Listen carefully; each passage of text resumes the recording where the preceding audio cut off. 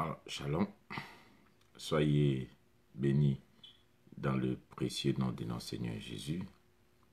Nous sommes là ce soir pour encore une autre vidéo.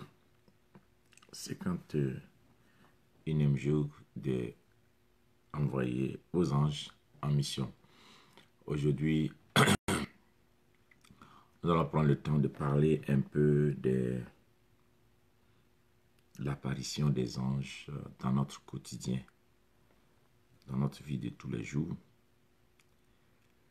Que Dieu bénisse tous ceux qui sont déjà connectés.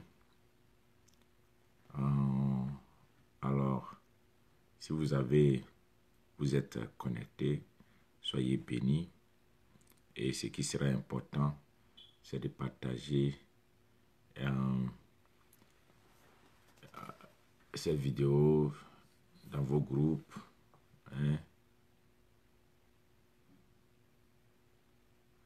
Et puis, bon, voilà. C'est que nous sommes en direct. Nous allons commencer. On va écouter un chant important du groupe Gaël. En le temps de nous préparer pour que les autres se connectent rapidement. Nous allons passer à ce temps important. Donc, on va écouter Gaël qui va nous chanter « Tu es Dieu ». Mon doux Jésus, Jésus, tu es tout pour moi.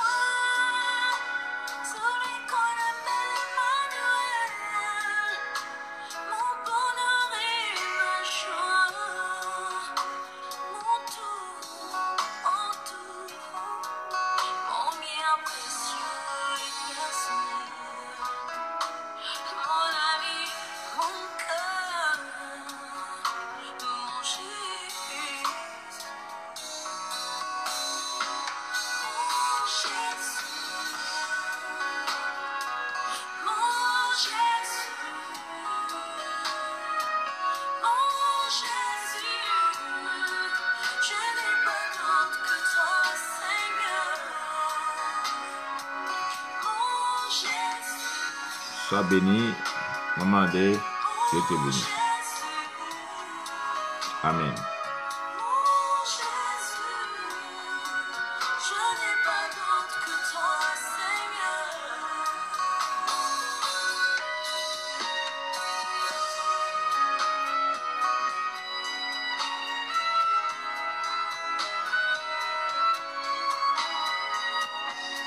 Shalom, Irish.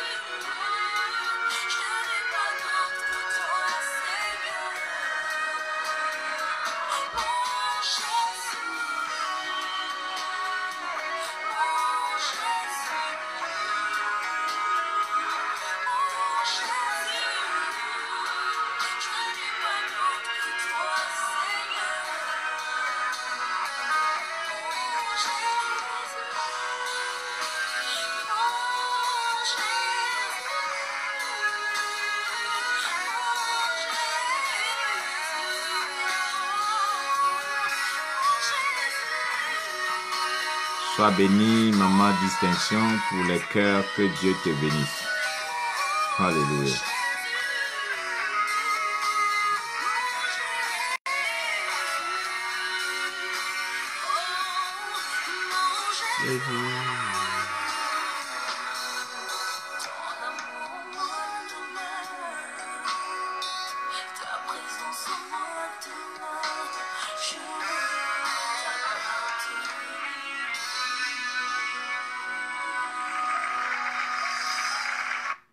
Voilà, c'était le groupe Gaël qui nous chantait Mon Jésus, mon tout en tout.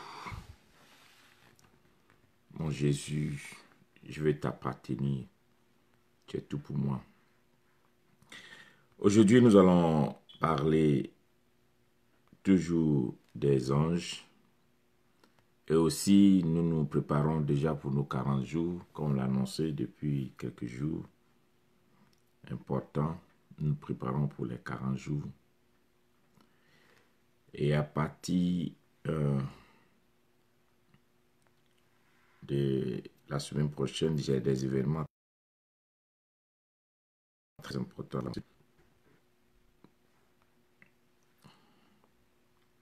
Donc aujourd'hui, nous parlons de l'apparition des anges dans notre quotidien. Ah, que Dieu vous bénisse. Que Dieu vous bénisse. Que Dieu vous bénisse. Que Dieu bénisse tous ceux qui se connectent à tout moment. Que Dieu vous bénisse. Que Dieu vous bénisse.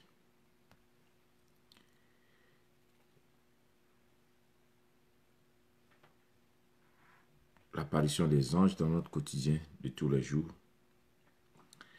Mais avant qu'on ne parle de l'apparition des anges dans notre quotidien de tous les jours, je voudrais commencer déjà à vous parler.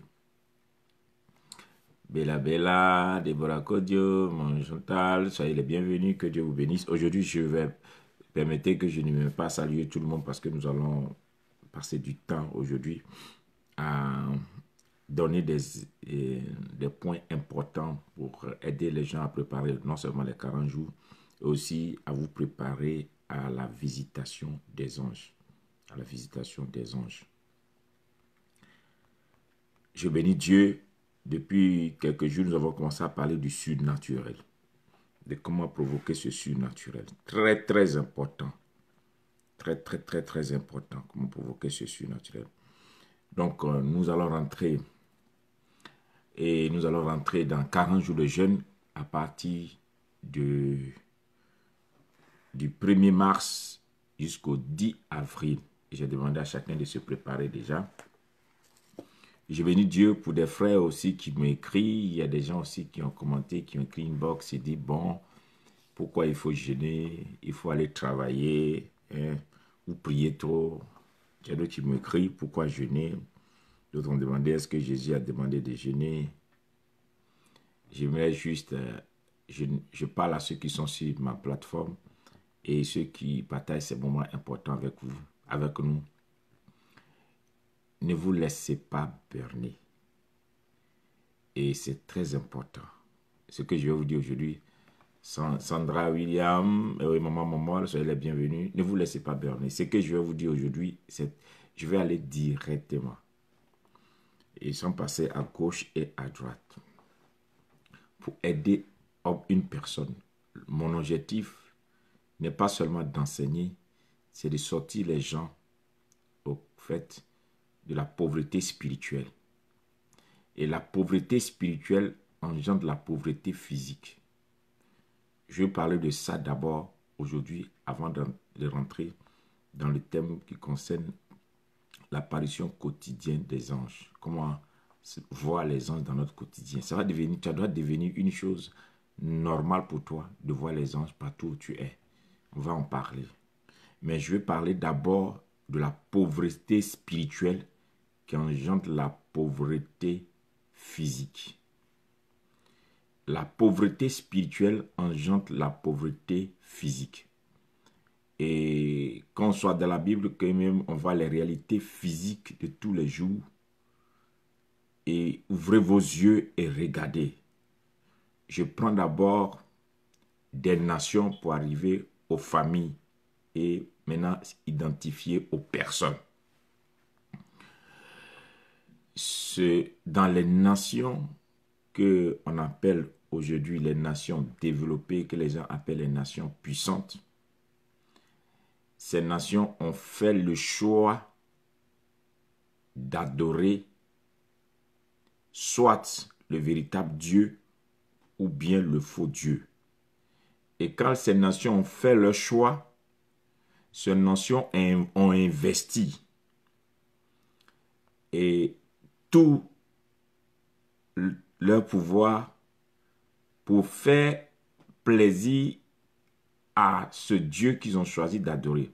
Donc, tout ce qui est décision, tout ce qui concerne l'économie, la vie sociale, l'éducation et tout ce qu'ils font ça dans l'objectif d'adorer le Dieu qu'ils ont choisi afin que ce Dieu-là travaille pour eux.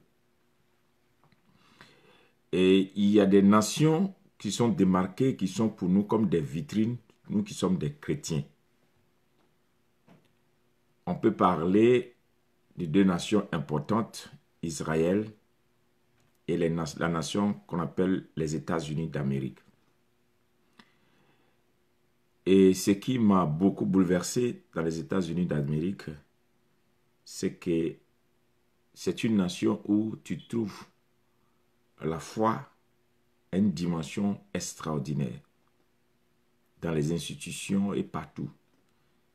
C'est vrai que c'est un pays laïque, mais on sent que la majeure partie des gens qui sont sur ce territoire, c'est les gens qui croient en Jésus-Christ, en grande partie. Il y a beaucoup aussi, mais c'est des minorités.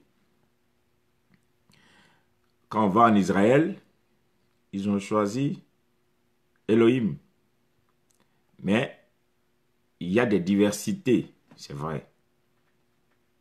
Mais c'est Elohim.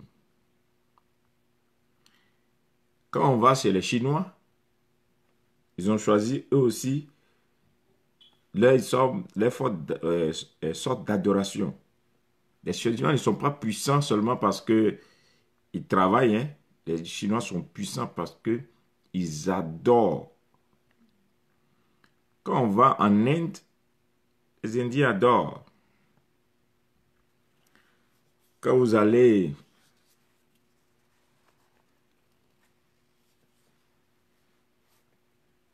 en Chine, vous allez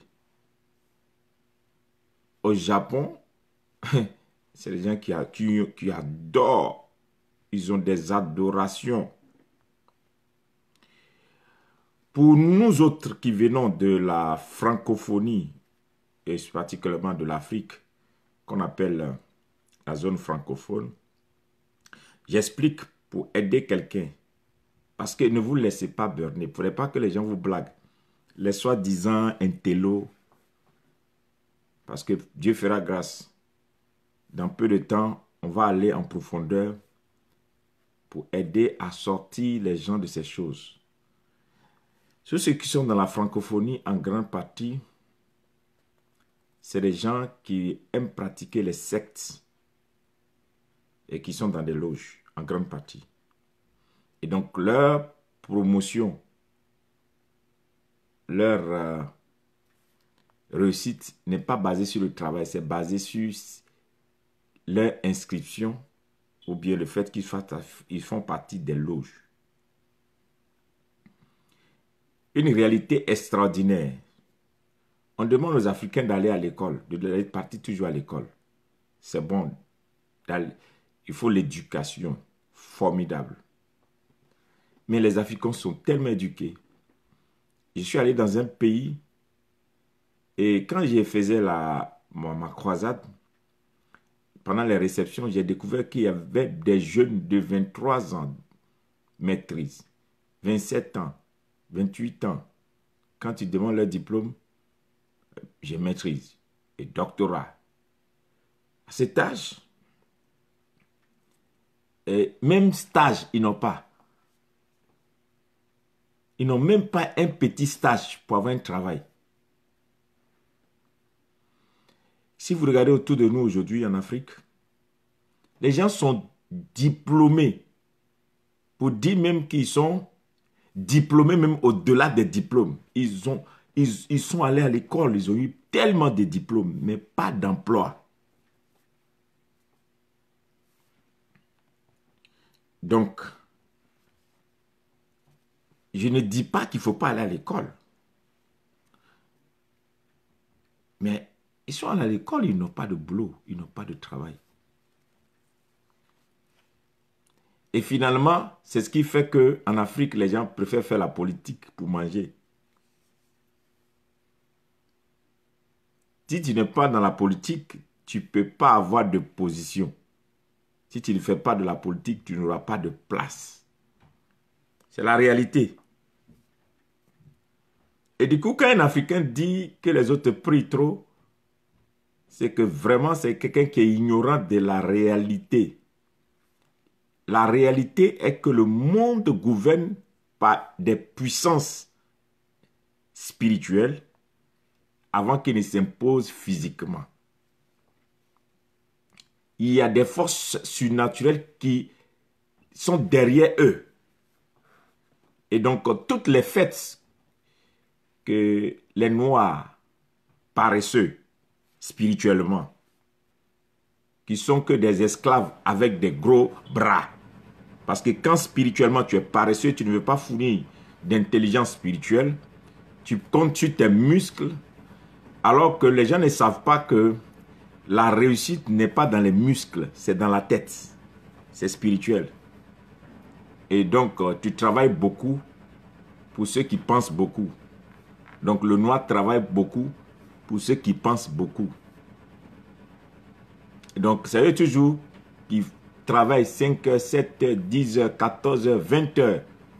Mais c'est les plus pauvres. Pourquoi?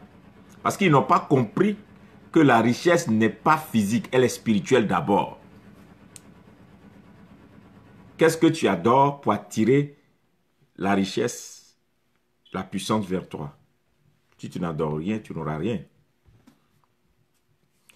Quand on va aussi dans les pays où aujourd'hui toute la terre va, comme on peut dire à Dubaï, quand vous allez dans tous ces pays, en Arabie Saoudite, au Qatar, mais ils ont choisi leur Dieu. Ils ont investi l'énergie de leur population vers ce Dieu. Ils marquent la différence. C'est leur adoration qui leur donne tout ça. C'est vrai qu'ils travaillent. Mais en premier lieu, ils imposent leur adoration. En Afrique, non seulement l'Africain est acculturé, l'Africain ne connaît plus rien de lui-même. Il essaie de devenir blanc. Il n'est ni blanc ni noir. Surtout les pays francophones. Il veut copier les Français, mais les Français même s'en foutent d'eux. Ils sont ni blancs, ni noirs. Ils n'ont aucune religion. Ils n'adorent rien. Ils n'adorent que leur travail. Ils n'adorent que leur diplôme. Ce qui leur reste, c'est de faire la fête, c'est de manger et de s'investir dans « je t'aime, tu m'aimes ». Mais à la fin, tu vas aimer l'autre, vous allez vous aimer, aimer. Aimer ne paie pas le loyer, ne construit pas, ne bâtit pas des entreprises. Vous allez faire des grosses fêtes. C'est tout ce qui vous reste. Pourquoi? Parce que le noir, surtout les francophones, sont vidés de cette intelligence de comprendre. Tant qu'il n'y a pas le surnaturel qui t'accompagne, tout ce que tu fais comme effort, tu es pauvre au départ. Donc, j'aimerais que toi qui viens sur cette plateforme, tu veux prier, ne te laisse pas intimider par les soi-disant, vous aimez trop la prière. Parce que celui qui ne prie pas, celui qui n'a pas une force surnaturelle qui l'accompagne, tu n'auras pas de richesse. Tu n'as pas droit à la gloire. Quelqu'un va me demander, est-ce que Bill Gates prie? Tu es ignorant. Va voir si Bill Gates, derrière Bill Gates se trouve quoi? Il ne viendra pas te dire ce qu'il pratique. Mais ça ne veut pas dire qu'il ne pratique pas. Mais tu ne peux pas atteindre ce niveau avec une force physique et naturelle. Non, c'est du surnaturel.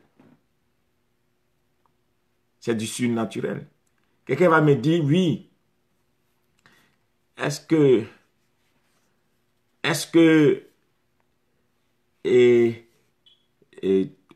Trump prie et puis tout ça. Mais pourquoi vous êtes ignorant comme ça? Vous pensez que cet homme va être là-bas s'il n'y a rien de surnaturel qui l'accompagne?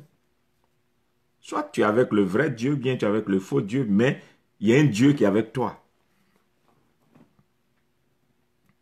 Donc seul le noir pense que s'élever, prendre son sac pour aller au travail et revenir va le rendre riche. Soit le noir pense qu'avoir un diplôme dans son sac fait de lui déjà un futur ministre, un futur cadre. C'est pourquoi, chez les Noirs, en Afrique, surtout en Afrique francophone, les diplômés n'atteignent jamais les niveaux de ministre ni président. C'est les gens qui ne sont pas diplômés qui sont présidents. C'est les gens qui ne sont pas diplômés qui sont ministres. C'est les gens qui ne sont pas diplômés qui occupent des places de haut niveau. Et puis, ceux qui sont diplômés là, ils sont dans des pays, ils se promènent. Pourquoi? Parce que le noir n'a pas compris que sans la prière, tu ne peux pas y arriver. Sois béni, fils, Dieu donné. Donc sans la prière, tu ne peux pas arriver. Qu'est-ce que tu pries? Qui tu adores?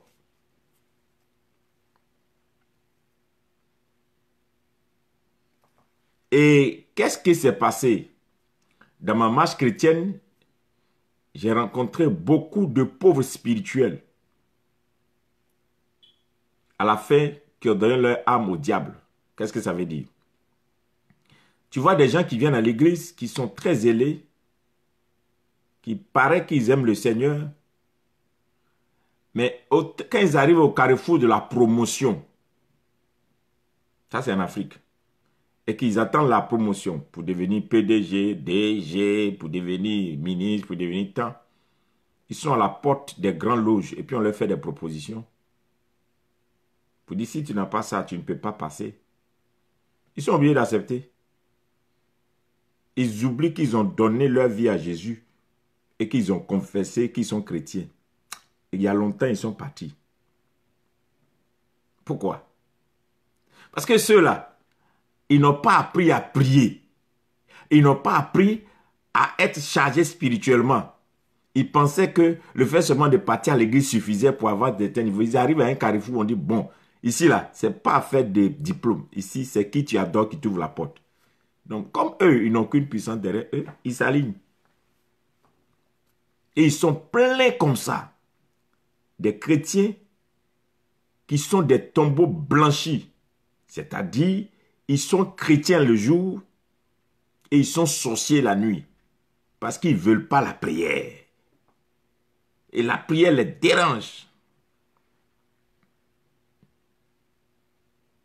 Donc, si toi, tu ne crois pas au surnaturel, n'empêche pas les autres de s'ouvrir une porte sur le surnaturel.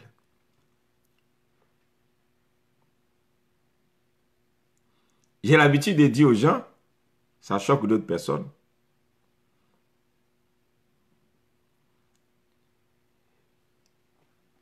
en Côte d'Ivoire, la seule fois où un président s'est levé et puis dit, il a confessé publiquement qu'il est chrétien,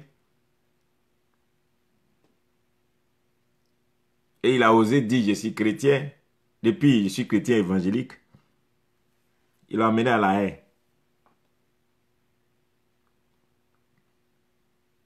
Parce qu'il n'y a aucune puissance pour le prier pour lui, pour qu'il puisse régner. Ils l'ont combattu, il a vécu toutes sortes de crises. Et les chrétiens, tout ce qu'ils peuvent dire, non, ça va aller. C'est le chemin de Dieu. Fortifie-toi, prends courage. C'est tout ce qui te reste. Mais par contre, on voit de l'autre côté, des gens vont chercher des forces surnaturelles, des pouvoirs mystiques bizarres, et puis ils s'imposent aux chrétiens. Ils s'installent et les chrétiens ne peuvent rien contre eux. Ils vous narguent, ils sont arrogants, ils font tout. Et puis il n'y a rien. Pourquoi? Parce que les chrétiens ne cherchent pas. Le chrétien est paresseux spirituellement. Surtout les chrétiens noirs, francophones.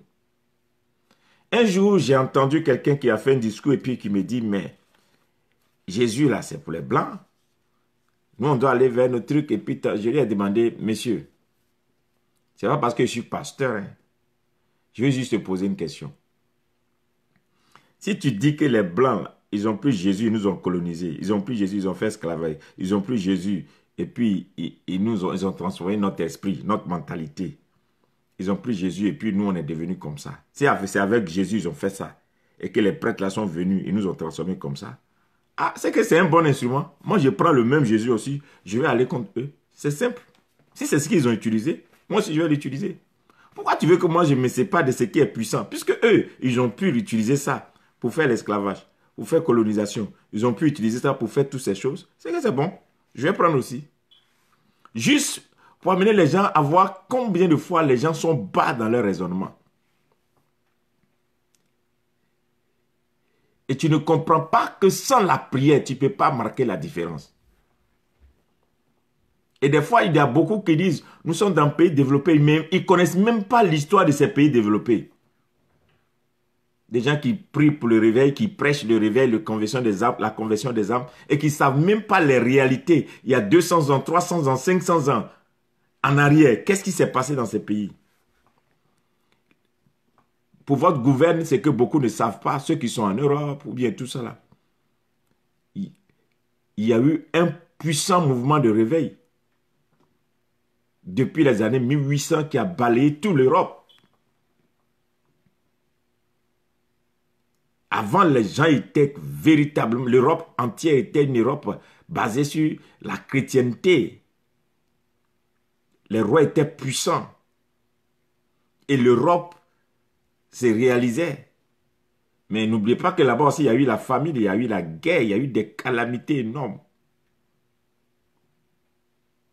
Mais quand ils ont choisi d'abandonner, ils ont choisi autre Dieu là. Aujourd'hui là, il y a d'autres choses qui vivent là-bas. Donc, il est important que tu saches avec moi, la pauvreté spirituelle détermine la pauvreté physique. Si tu es pauvre dans ton adoration, tu seras pauvre physiquement.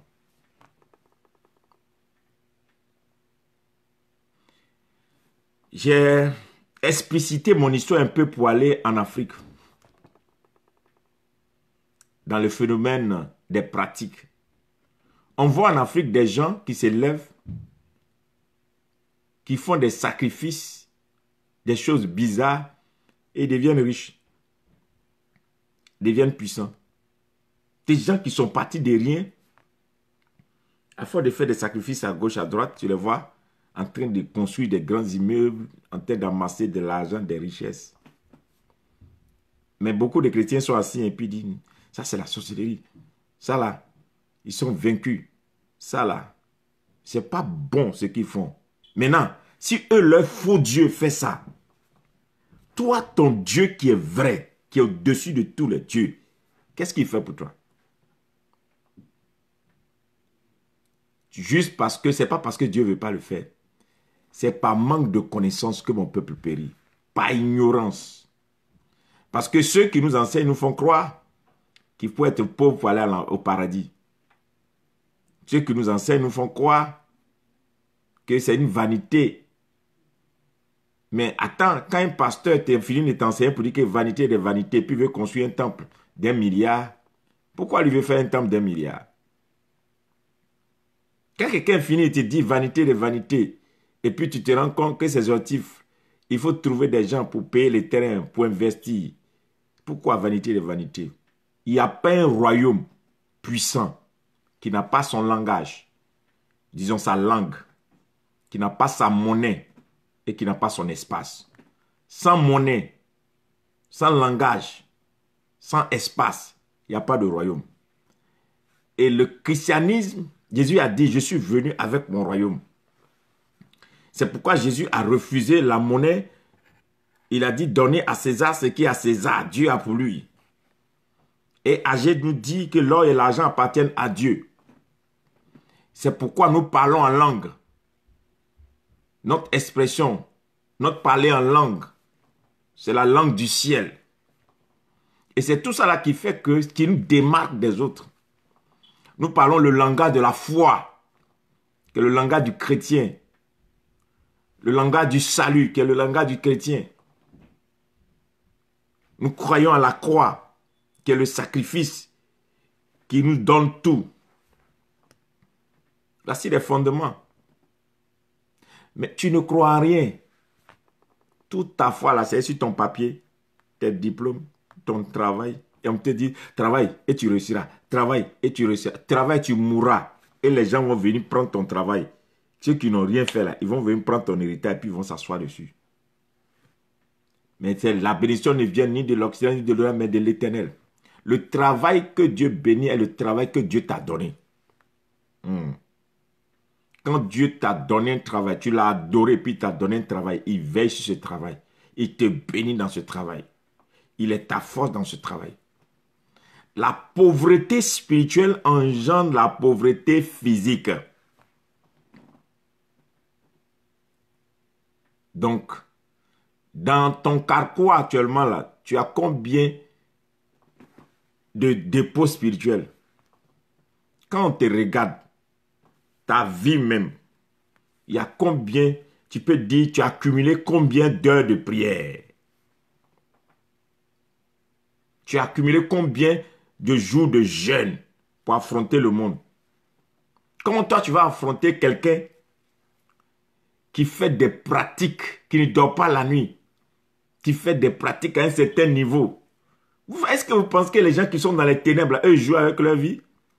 Il y a des gens qui peuvent passer 2 mois sans se laver pour avoir puissance. Et il y a des gens là, vous les regardez, ils sont terribles. Ceux qui disent on ne faut pas jeûner. Vous regardez les gens qui sont dans le monde des ténèbres, ils pratiquent le jeûne.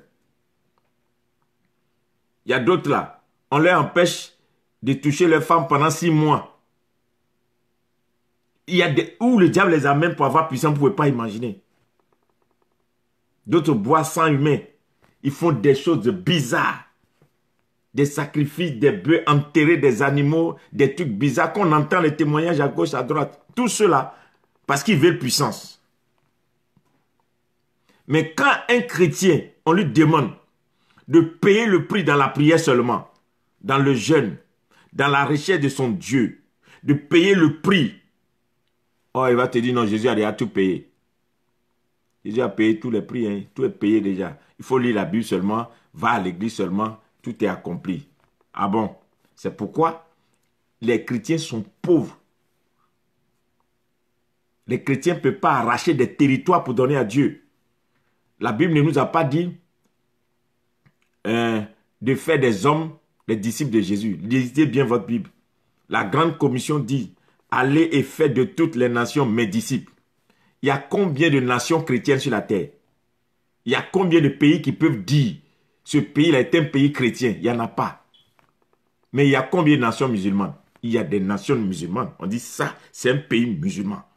Tous ceux qui viennent, vous devez respecter ça. Pourquoi? Parce que les chrétiens sont ignorants. Et c'est tous ceux qui sont ignorants qui font beaucoup de bruit, beaucoup de tapage. Aucune nation. Ce n'est pas normal. Il te faut retourner dans le surnaturel. La pauvreté spirituelle engendre la pauvreté physique. Et ils ont fini par nous contenir. Hein. Tous les chrétiens sont enfermés dans leurs églises. Tous les dimanches, non, les gens là sont tellement formidables. Pour ne pas qu'on les embrouille, Vous priez dans vos églises, vous retournez dans vos maisons, point. Et le chrétien, il a son église à côté, il va tous les dimanches, mais il n'a pas une réalité, il ne vit pas les réalités de lui pour savoir que autour de lui, les gens sont en train de payer des terrains, autour de lui, les gens sont en train de construire, autour de lui, les gens ont commencé à s'installer autour de lui. Non, hein. Lui, toute sa tête là, aller prier, ressortir de l'église et puis partir à la maison. Il n'est pas conscient qu'il y a le monde bouge, que les choses bougent autour de lui. Non. Il va à l'église, ou bien il va à l'église, il revient à la maison, il dort avec son mari, bien il dort avec sa femme, il mange, il saute, alléluia, il dort, point. Et puis ceux-là aussi, là, ils disent qu'un jour, Dieu va te demander compte. La vie, on t'a donné, tu as fait quoi avec? L'onction, on t'a donné, tu as fait quoi avec? Le nom de Jésus, tu as pu faire quoi? Jésus a dégradé le figuier n'a pas produit, coupez-moi ça et puis jetez. Pourquoi? Mais tu ressembles à ce ouvrier-là qui Jésus a donné des talents. Et puis, tous les chrétiens maintenant, on ressemble à ces... Nous a donné des talents, on dit, bon, le maître est parti. Comme il est méchant, c'est quelqu'un qui juge beaucoup. Moi, j'ai peur, je prends son truc gentil, là, quand il vient, je prends, puis je vais lui donner pour ne pas avoir de problèmes. C'est tous les chrétiens de maintenant. Pas d'audace. Une vie médiocre. Hein? On finit, nous-mêmes, à cause de cette vie médiocre, on finit par devenir sorciers. Parce que la réussite des autres nous crée des problèmes. On devient jaloux quand l'autre doit réussir. On devient vraiment méchant quand l'autre doit avancer. On se critique, on se torpille, on s'écrase. Pourquoi? Parce qu'il n'y a pas de gloire. Quand tu regardes, un pasteur peut changer son message parce que quelqu'un lui a donné beaucoup d'argent. Il change tout en même temps. En Israël, ce n'est pas les présidents qui gouvernent les gens. Hein. Les rabbins, là, ils ne jouent pas. Les rabbins ne travaillent pas, mais on s'occupe d'eux. Voilà. Quand tu es pasteur aux États-Unis et que tu es bien constitué, il y a tax exemple. Tu es une personne considérée. Il y a des choses qu'on te permet de faire parce que tu es pasteur. Mais pourquoi vous ne voulez pas qu'il réussisse? Vous ne voulez pas qu'il soit béni? Pourquoi vous ne voulez pas? Pourquoi vous ne voulez pas qu'il soit puissant? Pourquoi? Parce que la spiritualité, c'est très important en tout. Toi, tu adores ton Jésus là comment? Donc, depuis l'année a commencé, tu vas rester dans ça, l'année va finir. Même pas 3 jours de jeûne, même pas 5 heures de prière toute l'année. Parce que si on calcule tes heures de prière, tes 5 minutes, c'est quand tu vas à la douche, tu chantes un cantique. Quand tu sors de la douche, ceux qui ont trop fait, ils sont mis quelque part. Éternel désir, mon roi, je te bénis pour le jour que tu as fait, que ton âme soit glorifiée. Merci Jésus pour la journée, tu m'accompagnes, tu bénis mon départ, tu bénis mon arrivée. Je déclare que ce jour est un jour béni. Je déclare que mon aller est béni. Amen. Et puis il rentre dans la voiture, ou bien il prend son truc, il écoute une prédication d'un pasteur là, en cours d'un carré. Amen. J'ai prié. C'est comme ça, toi, tu veux devenir puissant. Tu ne vas jamais voir un ange. C'est les démons au contraire, parce que tu n'as pas d'investissement spirituel. Ce qu'un homme aura sémé, c'est ce qu'il moissonnera. C'est ce que la Bible dit. S'aimer la prière, s'aimer le jeûne. Tu moissonnes les résultats du jeûne et de la prière. Donc, il ne faut pas jalouser les autres. Et il y a des gens qui disent, oui, l'autre m'a pris ça, l'autre a volé mon chose, l'autre a pris. Mais plus je suis dans ce travail, je me rends compte que vraiment, les gens sont tellement ignorants. J'ai fait des recherches sur tous ceux qui ont été des savants avant, qui ont marqué comme les Victor Hugo, tout ça là. Mais tu te rends compte que ce n'est pas des gens qui ont écrit simplement comme ça. Hein?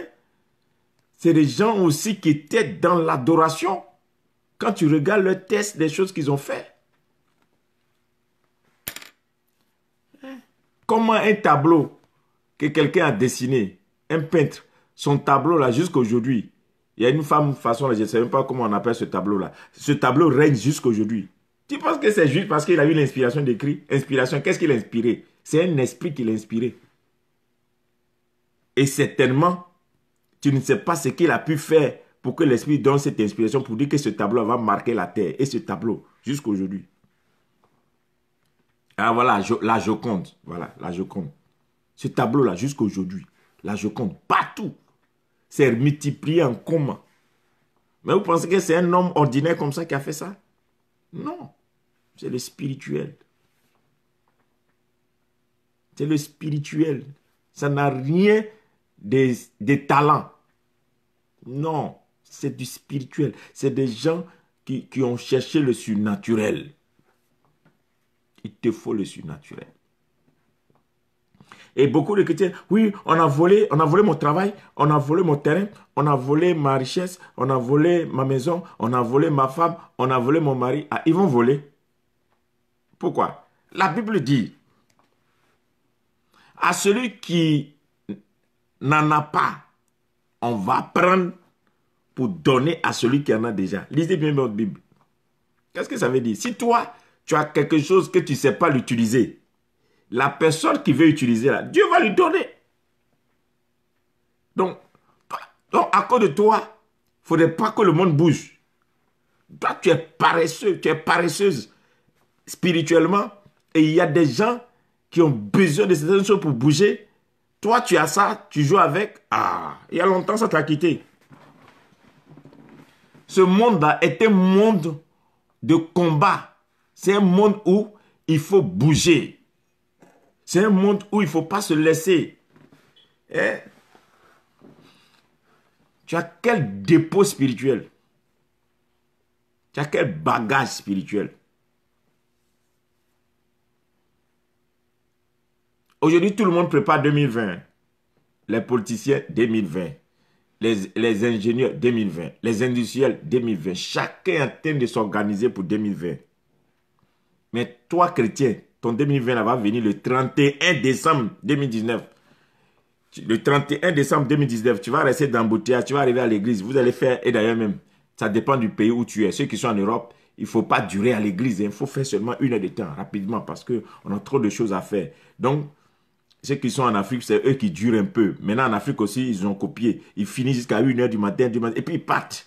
Donc, ton 31 décembre, tu vas faire proclamation 15 minutes. Cette proclamation-là, ça dépend du pasteur. S'il a été inspiré, gloire à Dieu. S'il n'a pas été inspiré, gloire à Dieu. Et puis, il déclare au nom de Jésus, je suis béni, c'est mon année, amen. Et tu vas à la maison. Mais attends, tu es un comédien. Avec ça, toi, tu veux posséder une année. Au moment où les gens sont en train d'enterrer 50 bœufs, où les gens sont en train de chercher des trucs pour faire, où des gens sont en train de dormir dans des cimetières, où des gens sont en train de faire quoi dans les bois sacrés, où des gens sont en train de faire venir des faux dieux depuis l'Inde, n'importe quoi. Les gens ne dorment pas. Toi, proclamation de 5 minutes, le 31, c'est avec ça là, tu veux posséder 2020. Faut pas te réveiller pour commencer à prier. Faut pas te réveiller pour commencer maintenant à déclarer qu'il te faut le surnaturel. C'est avec le surnaturel qu'on arrache dans la main du diable. Pour que Jésus arrive à vaincre la mort, Jésus n'a pas vaincu la mort en parlant. Jésus n'a pas vaincu la mort en déclarant « la mort, tu es vaincu ». Qui vous met dans ces ignorances-là? Il faut parler seulement, tu vas voir. Crois seulement et tu verras la gloire de Dieu. La foi, ce n'est pas un jeu. Hein? La foi, c'est un prix. Et Jésus, la Bible dit que Jésus, il était à Gethsémani. Dans le jardin de Gethsémani. Il agonisait, il a eu peur même. Jusqu'à il a dit, Seigneur, est-ce que tu ne peux pas m'enlever cette coupe? Il a prié. Les disciples l'ont abandonné. Il a prié. La prière que Jésus n'a jamais fait sa vie. Quand il priait pour guérir les malades, là, il priait toute la nuit. Mais pour qu'il parte à la croix de Golgotha, il a prié jusqu'à ce que sa sueur devienne des grumeaux de sang. C'est ce que la Bible dit. C'est-à-dire qu'il lui fallait une forme de prière pour vaincre la mort. S'il n'avait pas fait cette prière, il n'y allait pas avoir résurrection. La résurrection a eu lieu à cause de Gethsémani. Il y a eu résurrection à cause de Gethsémani. C'est Gethsémani qui a provoqué la résurrection. Donc, on n'a qu'à mettre lui sur ta tête seulement, puis dire non, on m'a ouin. L'onction vient, l'odeur de l'onction se multiplie quand tu fais une vie de prière. Tu n'as pas de vie de prière, tu n'as pas de vie de jeûne. Et quand on parle, on dit non, les gens là nous fatiguent trop. C'est ça le problème. On ne prie pas. Et Jésus, quand il a fini de prier et que les gens sont rentrés pour le prendre, il n'a pas eu peur. Il dit, laissez-les me prendre. Ne discutez même pas. C'est leur heure. Ils ont frappé Jésus, mais Jésus ne sentait plus la douleur. Ah, ils l'ont tapé, il ne sentait plus la douleur.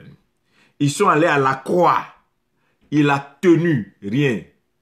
Les gens ne duraient pas comme ça. D'habitude, quand on crucifiait les gens, automatiquement ils partaient. Mais lui, il est resté. Il ne pouvait pas mourir. C'est lui-même qui a rendu son esprit. Si Jésus n'avait pas rendu l'esprit, il n'allait pas mourir. Ils allaient le maltraiter, son corps. Comment, pourquoi? Dans la prière, il a récupéré le surnaturel. Et son corps était devenu un corps invincible. À telle enseigne que quel que soit ce qu'on va faire sur le corps ne sentait plus rien. La prière était tellement forte. Et quand on a pris son corps, on a mis dans la tombe, il est ressuscité. Parce que la résurrection a eu lieu à Gethsémani. Il a vaincu la mort dans la prière. Il a vaincu la mort à Gethsémani. Mais tu ne pries pas. Toi, tu ne pries pas. Les attaques viennent comme ça, là. Non. C'est pour prendre des versets bibliques, aller s'asseoir dans un coin de la maison. Oh Dieu, gloire à Dieu. Attends, chrétien, tu as peur tous les jours. Un jour, on était dans un conseil des pasteurs. Et puis, j'ai des anciens qui ont commencé à soulever le problème des pasteurs. Oui, il y a trop de divorces dans le milieu chrétien. Il y a trop de... J'ai dit oui. Ils ont fini parler. Et puis, j'écoutais. Mais comme moi, je suis pas un pasteur carré, fermé, borné. Je leur ai dit, mais écoutez, vous pensez que ces enseignements que vous donnez là peuvent sauver des mariages chrétiens? Le diable ne va pas accepter qu'il y ait un mariage chrétien.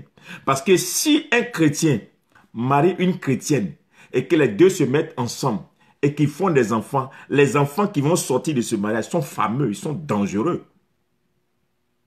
Si vous lisez bien dans votre Bible, la Bible dit que les enfants, le Fils de l'homme venait se marier avec les anges et les enfants qui faisaient étaient des géants. C'est pourquoi Dieu s'est fâché, il a détruit la terre parce que les gens étaient dangereux. Donc imaginez quelqu'un qui a la sémence de vie. Les deux chrétiens se mettent ensemble pour se marier et puis commencent à faire des enfants. Ces enfants-là, c'est eux qui vont prendre la terre demain. Donc il faut commencer à les séparer. Il faut commencer à les diviser.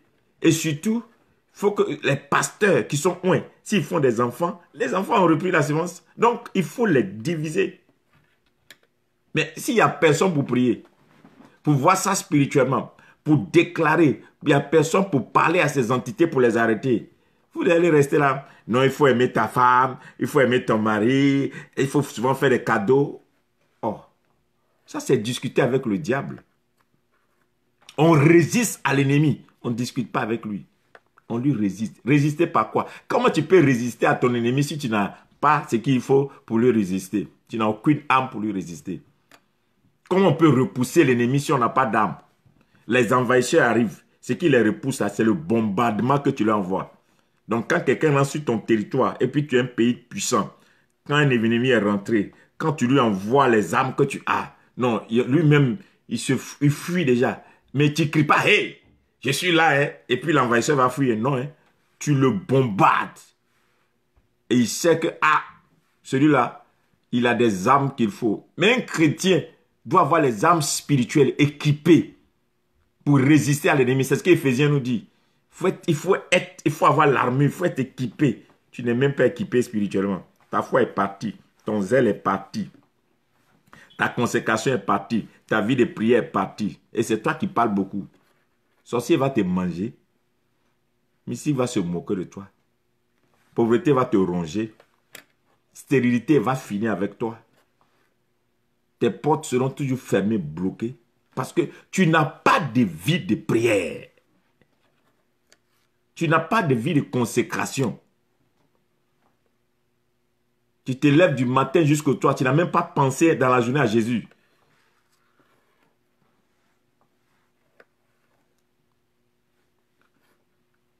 La Bible dit que les œuvres de la chair là, vont engendrer la chair. Donc toi, toute ta journée, si ce n'est pas penser à garçon, c'est penser à femme. Si c'est pas penser à femme, c'est penser à tes amis, à nourriture, tout ça là. Aucun verset biblique, méditation, non. La méditation est une puissance. Ce n'est pas la lecture. La méditation, ce n'est pas la lecture. Méditer, c'est prendre les Écritures, les sonder en esprit.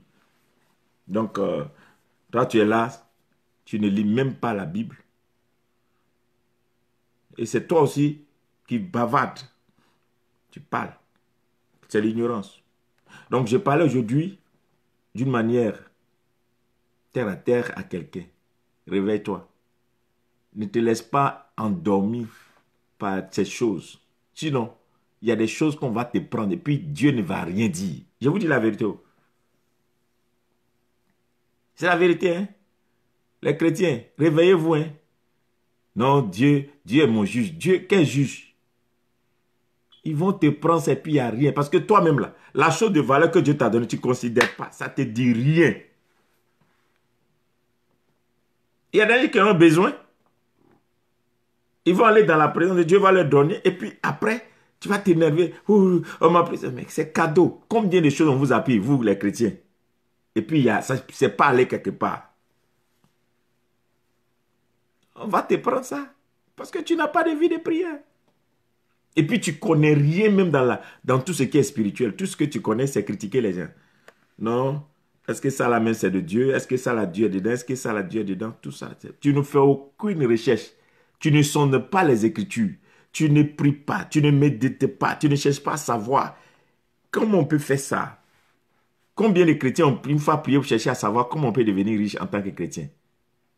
Combien de chrétiens ont une fois prié pour savoir comment est-ce qu'on ne peut pas faire des milliardaires en tant que chrétien? Quand tu vas dire comment faire des milliardaires, et ce jour-là, le nombre de chrétiens qui vont t'écrire, dès que si tu as essayé, tu as dit comment faire des milliardaires chrétiens, waouh, tu vas avoir tous les problèmes. Oui, c'est ça, c'est prêcher l'argent seulement, c'est pour parler de l'argent, parler de l'argent. Mais quand ils sont dans le monde, regardez bien dans le monde. Je voyage souvent. Il y a des pays où je suis arrivé, je ne vais pas citer le pays, j'étais choqué. J'étais choqué que pour aller dans les toilettes, il faut payer. Parce que où moi je réside ici, là, les toilettes, il y en a partout et c'est gratuit. Mais dans ce pays-là, pour aller dans les toilettes, si tu n'as pas les coins, tu vas avoir des problèmes. Il faut payer. Il dit, ah, pourquoi? Il dit, ah, c'est comme ça. L'espace coûte cher ici. C'est ça. Tu n'as pas l'argent. Ta spiritualité s'arrête. Mais pour avoir cet argent-là, il faut que tu aies un niveau spirituel puissant pour déménager les gens, pour ouvrir des portes. Il faut que tu aies un niveau, le surnaturel soit sur toi. Sinon, tu ne pourras pas.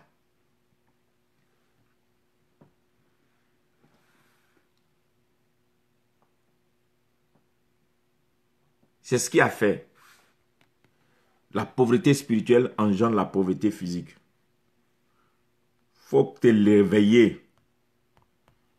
Arrête de bavarder et cherche Dieu.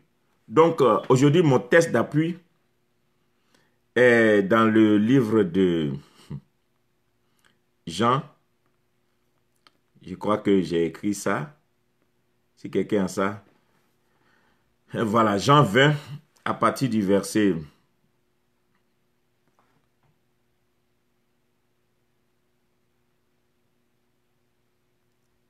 11. On dit, cependant, Marie se tenait dehors près du sépulcre et pleurait. Comme elle pleurait, elle se baissa pour regarder dans le sépulcre. Elle vit deux anges vêtus de blanc, assis à la place où avait été couché le corps de Jésus, l'un à la tête, l'autre aux pieds. Bon, vous pouvez lire après. Mais quand tu lis ces passages-là, tu te rends compte que Jésus, à sa résurrection, il y avait deux anges.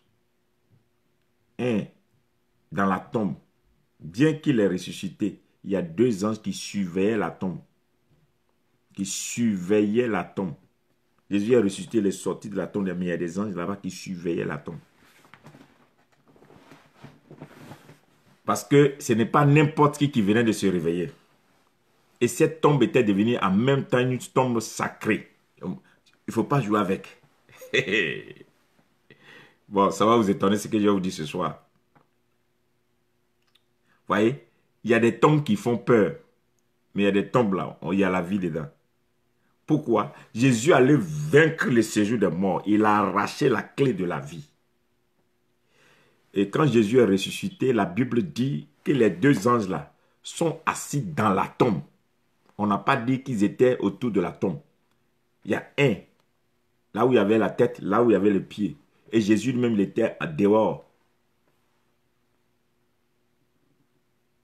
Et quand vous lisez bien votre Bible, la Bible dit que plus tard, Pierre et Jean sont venus pour constater.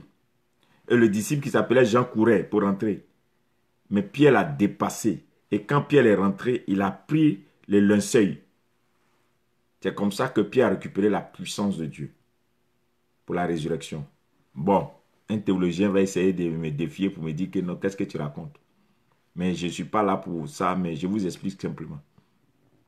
Pourquoi jusqu'à aujourd'hui, là, vous les chrétiens, vous les théologiens, vous qui expliquez tout, quand vous partez en Israël, là, vous partez rentrer dans la tombe de Jésus, je suis dans la tombe, j'ai vu vous filmer, ou vous mettez là en train de jeûner, en train de prier. Tu as oublié que tu as dit en Afrique que tu ne dois pas adorer les morts? La tombe là est vide. La tombe là est vide. Il n'est plus dans la tombe. Mais ce n'est pas n'importe qui est sorti de cette tombe. C'est le roi des rois, le seigneur des seigneurs, celui qui a vaincu la mort. Donc, cette tombe n'est plus une tombe des morts, c'est devenu la tombe des vivants. C'est par là qu'Abraham est sorti. C'est par cette tombe que Jacques est sorti. C'est par cette tombe que Jésus a récupéré tous ceux qui étaient morts, qui étaient dans les séjours des morts. C'est par cette tombe. Et la Bible dit que quand Jésus est ressuscité, tous ceux qui étaient autour de lui, ceux-ci sont revenus à la vie. Waouh! Une tombe qui a ouvert les autres tombes autour. Quand Jésus est revenu à la vie, tous ceux qui étaient morts autour sont revenus à la vie. Ça veut dire que quand quelqu'un a le surnaturel, même après sa mort, même quand il n'est plus là, ce qu'il a touché, tout est rempli du surnaturel. Les anges ne viennent pas vers n'importe qui. Les anges viennent vers ceux qui savent ce que c'est que le surnaturel. Je voulais te rappeler une chose. Ce que tu ne connais pas, tu ne vas jamais le rencontrer. C'est la vérité. Pourquoi? Pourquoi l'or va venir chez quelqu'un qui se dit que je n'ai pas besoin de l'or?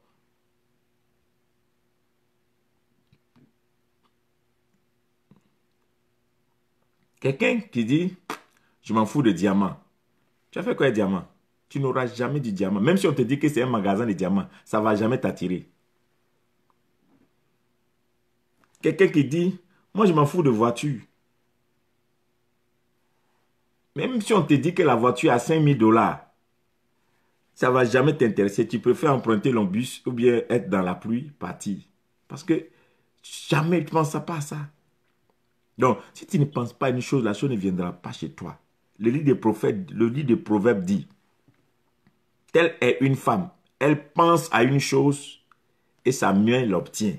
Elle pense à une chose, la femme vertueuse, elle pense à une chose et sa main l'obtient. La pensée est puissante. Si tu ne penses pas à quelque chose, tu ne verras pas. Donc toi, le surnaturel là, ça ne te dit rien. Tu es physique, tu es dans la chair, en tout. On t'a dit que bien habillé donne mari. Si c'est ça, il faut regarder toutes les femmes qui se promènent, elles sont tellement bien habillées matin, midi, soir là. Sinon, toutes ces femmes, elles être mariées. Maquillage. Ou bien teint. Non, hein? Non. Ah, c'est ça. Chez nous en Afrique, là. Quand vous voyez bien des fois, il y a des femmes même qui les regardent, disent quand tu dis, mais celle-là, elle a fait comment? Ah, ah. Elle a cherché son babadji. Elle sait qu'elle n'est pas bête, donc elle allait chercher ce qu'il faut. Et puis elle a pris son mari. Le monsieur là veut l'appeler ça même. Tu ne comprends pas. Mais on n'est pas pareil. Donc il faut comprendre une chose. Le surnaturel existe. Si tu n'as pas le surnaturel, tu vas compter sur ton talent. Tu vas mourir avec tes rêves utopiques. Tu vas mourir pauvre. C'est comme ça que je vois, au milieu des chrétiens, non, il y a tellement l'ignorance. Le diable nous vend le marché du diable, où les chrétiens anciens s'appellent l'ignorance. C'est tellement le chrétien ignorant. Le chrétien préfère marier quelqu'un qui a beaucoup d'argent, qui fait des pratiques, que quelqu'un qui est très spirituel, qui a une vie de prière, qui est loin et qui n'a rien. Il m'a dit, moi j'ai fait quoi, prière. Et c'est ça on mange. Prophétie, prophétie, Dieu a parlé, il prie beaucoup. Lui, il est toujours enfermé, c'est lui. Il est toujours secoué la terre. C'est ça on mange. Ah voilà, lui, il va m'offrir voiture, il va payer maison. Mais 20 ans après, tu vas te rendre compte que la personne que tu as pris, quand on compare, il n'y a pas match. Ce que je vous dis là, moi-même, je l'ai vécu. Je me rappelais comme hier. Quand tu t'approches, tu dis, je te marie. Toi, tu t'es bien regardé, marié. Tu as quoi même? Si c'est les gens qui m'approchent, moi, c'est ce que je coûte, je vaux. Ah, Dieu va me bénir un jour. Ah, d'attendre, Dieu va te bénir. Ah, non. Mais le temps là, il dit pas où. Voilà, on est là. Mais c'est ce qui est important. En ce moment-là, quand on fait taper les 6 mois de jeûne, les 1 an de jeûne de prière, les nuits de prière, les 21, 40 jours, on ne joue pas avec. Les gens nous regardaient comme vraiment... Oh, ces gens-là, les gens-là, ils sont ignorants. Hein. Mais aujourd'hui, c'est Dieu qui bénit. C'est Dieu qui bénit. Le dépôt spirituel que tu as, c'est l'investissement spirituel qui te donne la moisson. Tu n'as pas d'investissement spirituel. Et puis tu veux moissonner. Les choses que les hommes spirituels ont posées, toi tu veux moissonner. Qui t'a une fois dit que c'est parce que tu as l'argent que tu achètes une voiture. Une voiture peut te créer plus de problèmes que tu ne peux imaginer. Le tout, ce n'est pas d'avoir la voiture, mais que la voiture là, te sécurise. Que la voiture t'aide. Que la voiture soit quelque chose dans ta vie qui provoque. Il est très important que tu cherches maintenant à emmagasiner un dépôt spirituel en toi. Donc, il y a des anges qui peuvent vous envoyer dans le monde surnaturel. Qui peuvent vous garder, vous ouvrir des portes, vous défendre.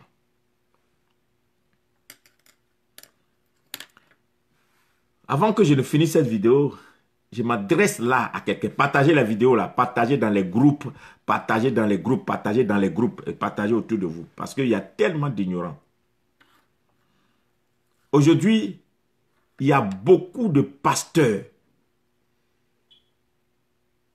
Oui, c'est la vérité. Qui ont abandonné le vrai Jésus.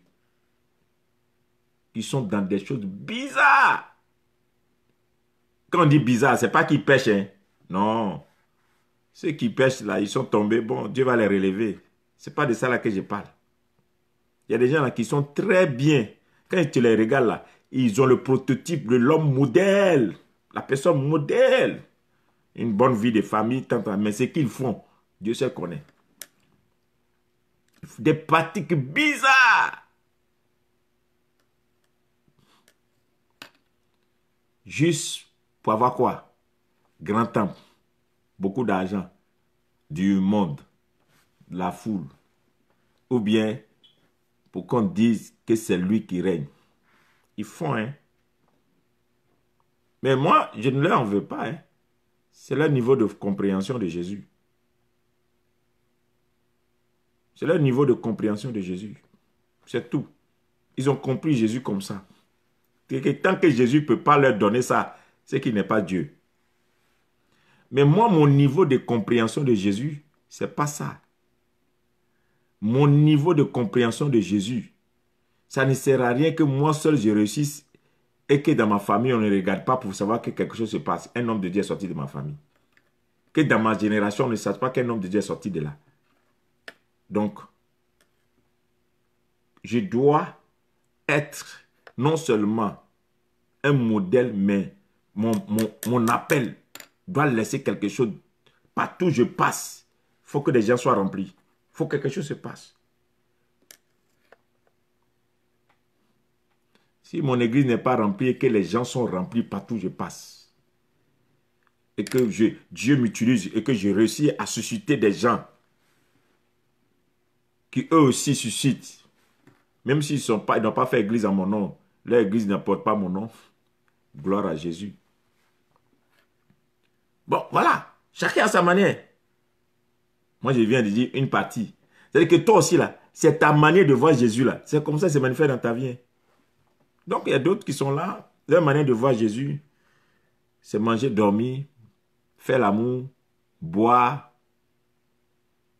avoir beaucoup d'argent dans son compte. Ça, Jésus est Seigneur. Mais quand Jésus n'a pas donné ça, il n'est pas Seigneur. Donc, comment toi, tu vois Jésus? Tout dépend de ça.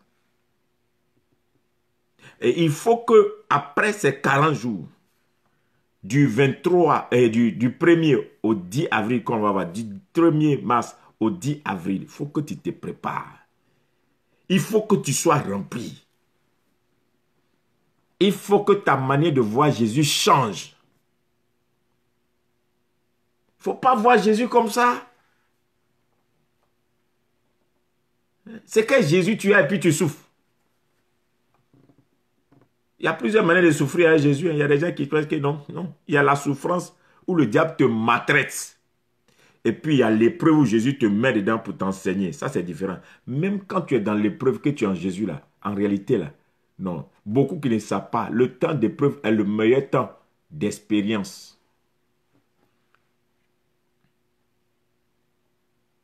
Il y a une expérimentation pas possible dans les épreuves en Christ. C'est-à-dire que quand tu passes par les épreuves, il y a des leçons, il y a des choses que Dieu te montre. Des fois même, tu n'as même pas envie de sortir de l'épreuve. Je te donne un exemple. Quand vous voyez le peuple d'Israël dans le désert, ils ne cultivaient pas, ils mangeaient. Le peuple d'Israël dans le désert, ils ne travaillaient pas. Mais ils buvaient, ils mangeaient. Et la Bible dit que Dieu les couvrait. Le désert, il faisait chaud dans le désert. Mais dans le désert, la journée, Dieu envoyait, comment on appelle, choses pour les couvrir, pour ne pas qu'ils aient chaud. La nuit, Dieu envoyait aussi la nuée pour les éclairer. Et la Bible dit qu'ils n'ont pas changé de chaussures pendant plus de 40 ans. Mais les chaussures s'élargissaient sur leurs pieds au fur et à mesure qu'ils grandissaient. Ils n'ont pas changé d'habit. Mais l'habit qu'ils avaient sur eux là, leur habit là, mais grandissait au fur et à mesure qu'ils étaient là. Et la Bible dit que ceux-là, ils n'avaient pas de brosse à dents. Il n'y avait pas de cure-dents. Mais leurs dentitions sont restées intactes. Lisez votre Bible. Donc, quand Dieu te met dans une épreuve, il est avec toi dans l'épreuve. Tu vis le surnaturel. Même dans l'épreuve, il y a le surnaturel. Il y a des choses que Dieu fait pour toi que tu ne peux pas imaginer.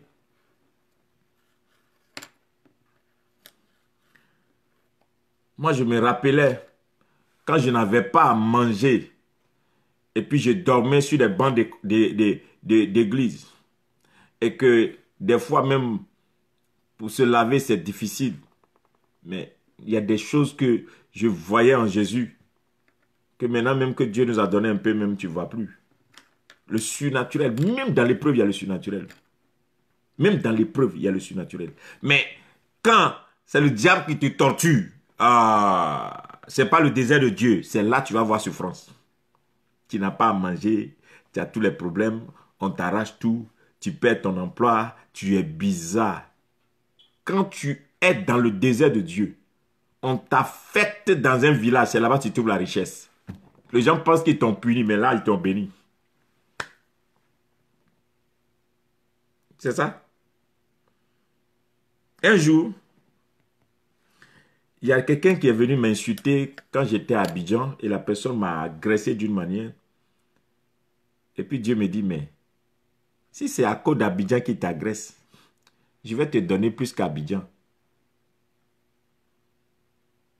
Et comme ça, lui, il va voir, il va rester à Abidjan, mais toi, tu vas aller très loin. Il y a 7 années en arrière que Dieu m'avait parlé de ça. Mais aujourd'hui, là, la personne est assise dans Abidjan. Moi, je vais, je viens, je regarde. Il dit, Dieu ne se trompe pas. Hein? C'est pour que je te dis une chose. Quand tu es dans l'épreuve de Dieu et que c'est Dieu qui est avec toi, même tous ceux qui osent aller contre toi, Dieu leur prouve qu'il est avec toi. C'est le surnaturel. Le surnaturel même dans le désert. Donc tu n'as pas le surnaturel. Pourquoi? Le surnaturel dépend de l'investissement spirituel. L'investissement spirituel. Ce que tu as investi spirituellement dans ta vie. Tes jeûnes, tes prières, tes sacrifices, tes actions de grâce, tes offrandes. Tout ça là, c'est dans le panier. L'évangélisation que tu fais. La méditation de la parole. S'occuper des saints. Bénir les saints. Quand tu trouves des missionnaires, tu t'occupes d'eux. Tu nourris des gens. Les pauvres autour de toi. Les veuves, les orphelins. C'est tout ça là qui est un investissement. Et que Dieu va te bénir pour ça un jour. Mais chrétien d'aujourd'hui, il n'y a plus d'investissement. Il faut chercher un prophète qui a un bâton magique pour faire miracle. Non, je vais on dit quand il dit seulement et puis il parle seulement. Ça s'accomplit. Et on vous a menti, hein. C'est pas ça, hein. Ce que l'homme aura semé, c'est ce qu'il moissonnera. Si tu n'as pas semé, tu vas le moissonner, tu es un voleur. Donc avant qu'un homme de Dieu ne déclenche quelque chose dans ta vie, tu as investi d'abord. Un homme ne moissonnera que ce qu'il a semé. Tu as semé quoi? Ah oui? Il faut maintenant que tu te lèves avec violence et que tu dises, c'est assez, ça suffit comme ça. Il faut que je vive le surnaturel. Si les anges sont rentrés dans la tombe et qu'ils ont gardé la tombe de Jésus, ah! Dieu doit me visiter à telle enseigne que même si je ne suis pas là, ma maison est gardée, mon travail est gardé, mon entreprise est gardée, mes enfants sont gardés. Un jour, j'ai voyagé et puis il y a quelqu'un qui me dit, mais tu voyages trop, hein, et les enfants?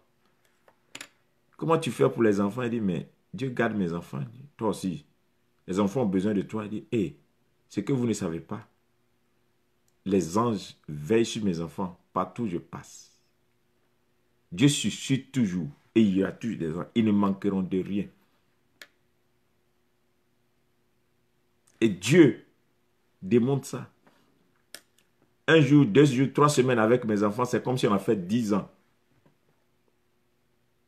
Mais quand toi, tu n'es pas bâti spirituellement, toi, tu n'as pas investi spirituellement, tu es inquiet pour ton lendemain, tu es inquiet pour tes enfants, tu es inquiet, toi-même tu es dans une insécurité totale. Tu as peur, on va me prendre ça, on va m'arracher ça. Mais c'est une personne qui tremble là, c'est une personne qui n'a rien. Quand tu es assis spirituellement, tu ne bouges pas. Dieu Tout-Puissant, il y a eu rébellion au ciel. Et le diable a pris un quart des anges pour partir. Dieu est assis. Dieu n'a pas combattu Satan. Dieu n'a pas poursuivi Satan. Dieu dit, faisons l'homme à notre image et à notre ressemblance. Tout. C'est-à-dire, Dieu n'a même pas bougé de son trône. Tout ce que Satan a fait là n'a même pas fait trembler le cœur de Dieu.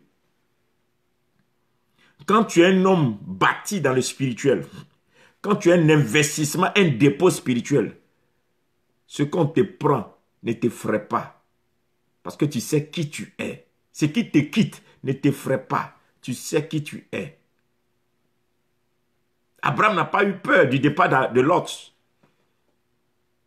Abraham n'a pas eu peur. Quand Lot est parti, il a montré à Lot que c'est lui, avec lui Dieu est. Mais regardez aujourd'hui, les chrétiens, la crainte, la peur en tout. Une insécurité pas possible. Parce que ça dépend de comment tu as eu la chose. Ça dépend de quel dépôt tu as. Si tu n'as pas de dépôt, on va te prendre. Puis il n'y a rien. C'est pourquoi il vaut mieux commencer à chercher à prier. à te consacrer, à t'investir, à dire au Seigneur, rencontre-moi. Arrête de te plaindre pour dire que les gens ne t'aiment pas. Parce que c'est Dieu qui sème les gens dans notre vie. C'est la vérité. Arrête de te plaindre et de dire on ne m'aime pas, on ne m'aime pas, on ne m'aime pas, on ne m'aime pas. Non. Parce que ce que tu sèmes, c'est ce que tu moissonneras. Si tu ne comprends pas qu'il faut qu'à partir de maintenant, ta vie change. Dieu ne va pas envoyer l'amour, il ne va pas envoyer la joie, il ne va pas envoyer des choses. Et même des fois, Dieu va envoyer, même toi-même, tu ne vois même pas que Dieu a envoyé. Pourquoi? Parce que tu es inconscient, tu ne comprends pas que l'investissement est spirituel. Ce que tu demandes, c'est ce que tu auras. C'est ce que tu cherches que tu trouveras. C'est la porte que tu vas frapper qu'on va ouvrir pour toi. C'est tout. Alors, Jésus était un homme puissant. Et les anges ont gardé sa maison. Ils ont gardé la tombe. Il était puissant. L'ange a roulé la pierre. Il est rentré dans la tombe en puissance. Il n'est pas rentré dans la tombe dans la chair. C'est un homme qui venait de finir la prière où son sang est devenu, ses sueurs sont devenues des grumeaux de sang. C'est lui qu'on a mis dans la tombe. Ce n'est pas n'importe qui. Donc un homme qui a prié comme ça, t'a mis dans la tombe. Il ne peut pas mourir. Il ne peut pas mourir. Les anges cherchent, les gens localisent les gens qui sont loin. Les anges localisent les serviteurs de Dieu. Les anges localisent les gens qui sont appelés pour un mandat exceptionnel.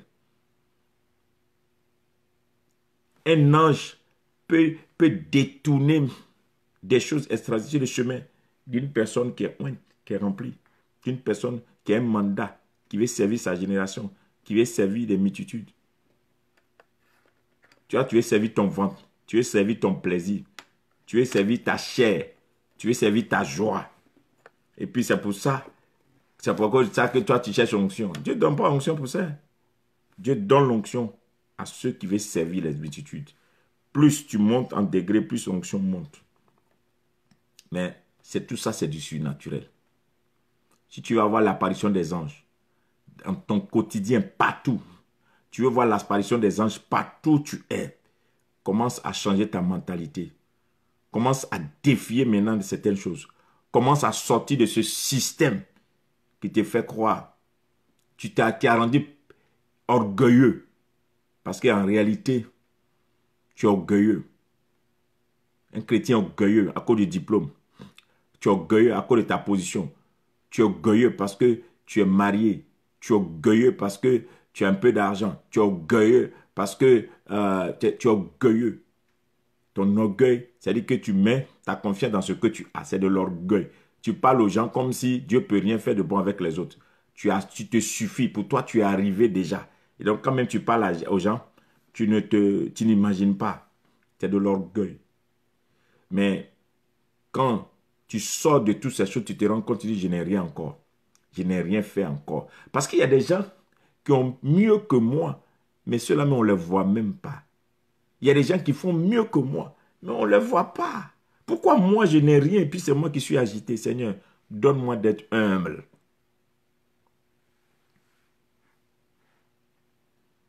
Et l'humilité va t'élever. Les anges aiment ça. Aiment les hommes de défi. Les anges aiment les gens qui veulent relever des grands défis dans leur génération. Les anges apparaissent à tous les secteurs de ta vie quand déjà tu as pris des résolutions de marcher avec Dieu d'une manière distincte et de dire à Dieu, je marquerai la différence. Avec Dieu, je ferai des exploits. Avec Dieu, je marquerai mon histoire, je marquerai ma génération. Avec Dieu, je ferai des exploits. Si tu as ça, alors Shalom, tu es le bienvenu. Sois sûr que tu es le futur champion, la future championne de demain. Dieu compte sur toi. Dieu compte sur toi. Comment Dieu peut compter sur toi et puis toi aussi tu comptes sur des hommes? Comment Dieu compte sur toi et toi tu comptes sur les hommes? Dieu compte sur toi. Dieu te cherche à cause de l'investissement qu'il a mis en toi. Voilà. C'est à cause de l'investissement que Dieu a mis en toi qui te dit je t'aime. Donc Dieu compte sur toi. Et toi, tu perds ton temps à poursuivre le vent, à poursuivre les hommes. Arrête-toi maintenant et dis à Dieu, avec toi je ferai des exploits. Je veux vivre le surnaturel. Je veux que les choses changent.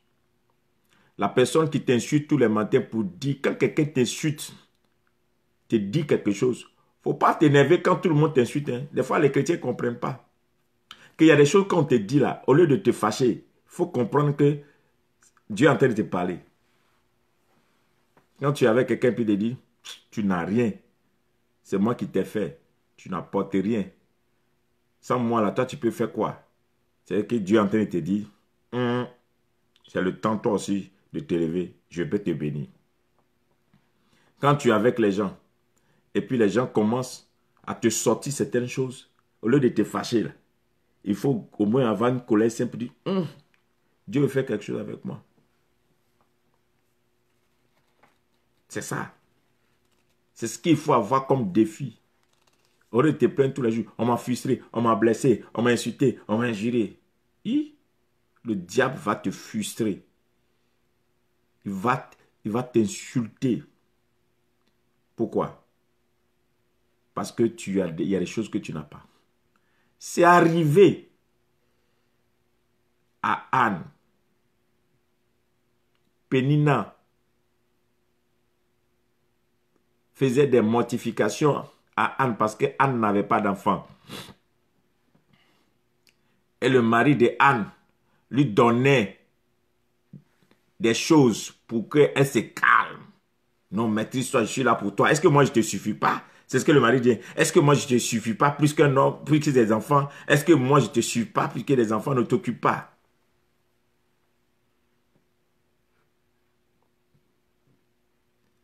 Et Anne prenait ça. Et mon mari, même ça me suffit. Oh. Mon mari, là, il est prêt pour moi. En tout cas, il est gentil, il est prêt pour moi.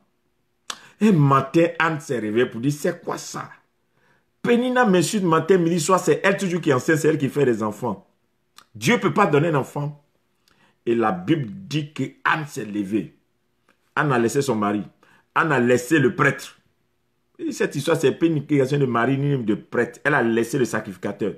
Anne allait se mettre sur le rocher. Ah, le rocher des siècles. Anne allait se mettre sur le rocher. Anne a commencé à pleurer son cas. Anne a commencé à bouleverser le ciel. Et Anne fait une promesse à Dieu. Donne-moi un enfant, moi je te donne. Ah, Dieu aime ça, hein. Quand tu comptes sur Dieu, il va te prouver que lui n'échoue pas. Quand Anne a commencé à faire confiance en Dieu, il n'a plus mis son confiance dans son église, dans son pasteur, et puis il a commencé à dire, Dieu, donne-moi un enfant mâle et je te le donnerai. La Bible dit qu'automatiquement, Dieu va donner un enfant. Quel enfant? Pas n'importe quel enfant. Samuel, le oint. Samuel, le prophète, qu'aucune de ses parents n'est jamais tombé sans s'accomplir. Samuel, qui a engendré, qui a oint David, qui a oint Saoul. Les deux dimensions de la royauté. Samuel, même après sa mort, on a peut-être oublié de convoquer son esprit encore pour prophétiser. Il a tellement prophétisé. Samuel, juge, roi sur Israël. Dieu s'est fâché parce que le peuple d'Israël a demandé un roi alors que Samuel était là. Et Dieu va punir Israël pendant des années parce qu'ils ont osé demander un roi quand Samuel est là. Donc tu vois, la présence de Samuel même. Mais quand Samuel est né, on n'a plus jamais parlé des enfants de Pénina. Où est Pénina et ses enfants? Donc tous ceux qui font des mortifications, qui jouent avec toi, qui t'insultent par leur réalisation, réveille-toi. Va dans la présence de Dieu. Cherche le surnaturel. Il faut que Dieu prouve quelque chose. Va faire un vœu à Dieu. Frappe à la porte de Dieu. Secoue Dieu. Dieu dit frappez, je vais ouvrir. Cherchez, vous allez trouver. Demandez, je vous donnerai. C'est pour ça qu'on cherche le surnaturel. Toi, tu es toujours là, les gens se moquent de toi, les gens viennent te présenter leurs biens. Je viens d'acheter une voiture, je viens d'acheter une maison, je viens de me construire tant, je viens de voyager. Et puis, toi, tu n'as pas Dieu. Enferme-toi aussi. Si tu as fait pour lui, tu peux faire pour moi. Si tu as fait pour elle, tu peux faire pour moi. Si tu as fait pour eux, tu peux faire pour moi aussi. Tu n'as pas changé. Et puis, c'est pour ça qu'on cherche le surnaturel. C'est à cause de ça, là. On cherche le surnaturel. Si quelqu'un te dit que non, vous aimez trop jeûner, il faut dire je vais gêner. Juste sans ce que j'obtienne, ce que je cherche. Si quelqu'un te dit non, vous aimez trop prier, il faut dire, hein, toi tu as vu, toi déjà, moi je n'ai pas encore eu. Je vais prier, je vais jeûner. Je sens que j'ai le résultat. Du 1er mars au 10 avril, on a 40 jours de jeûne et prière. Je vais poster bientôt les sujets de prière, chaque jour avec un sujet particulier. Et nous allons envoyer nos anges en mission. Et on va cibler les prières. On va envoyer nos anges en mission pour aller travailler pour nous. Quelque chose doit se passer. Assez, c'est assez. Est-ce que, regardez avant la foi des gens. Les gens avaient des foi énormes. Mais maintenant, on n'a plus de foi. C'est choquant. Quand tu vois une chrétienté tiède. Tiède. Je suis très choqué quand je vois aujourd'hui que les chrétiens vivotent. Les chrétiens vivotent. Oui. J'ai une image qui est restée dans mon esprit longtemps. Je vais vous interpréter ça ce soir. Je ne parlais pas de ça.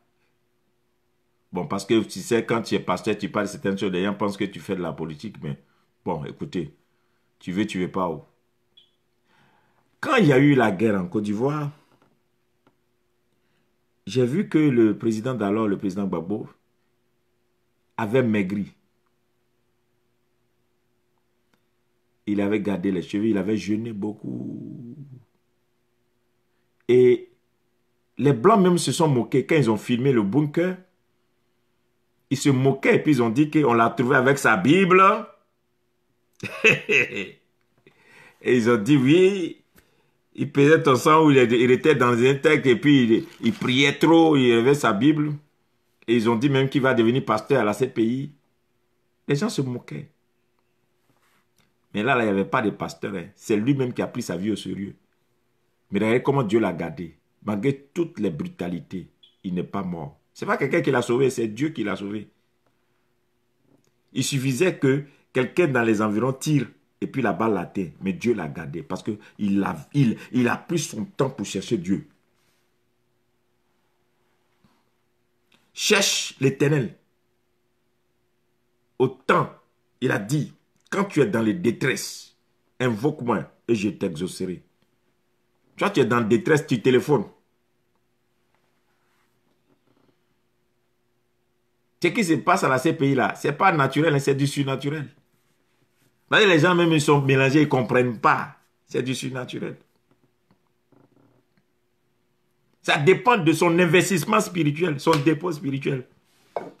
Les pasteurs fuient.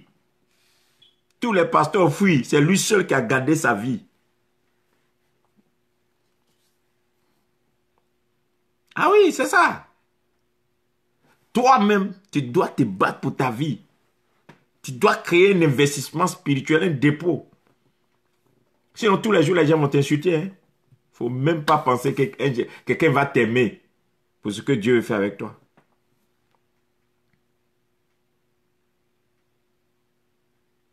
Ils vont te traquer. Mais il faut un investissement spirituel. Il faut un dépôt. Il faut une vie de prière. Il faut que tu sois quelqu'un qui cherche Dieu.